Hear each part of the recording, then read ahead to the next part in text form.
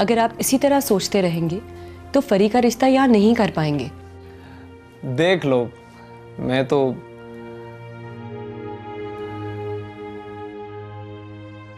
वसीम, तुम क्यों खामोश हो? तुम कुछ बोलो ना। जो आप लोगों को मुनासिब लगे। वैसे मेरा ये ख्याल है कि इस रिश्ते में कोई बुराई नहीं है।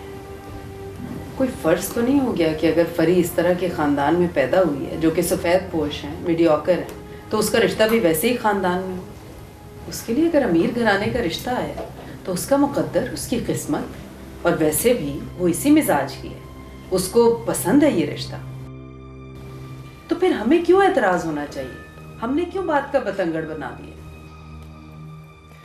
अच्छा, हमें इजाज़त दें, मुझे एक जगह काम से जाना है।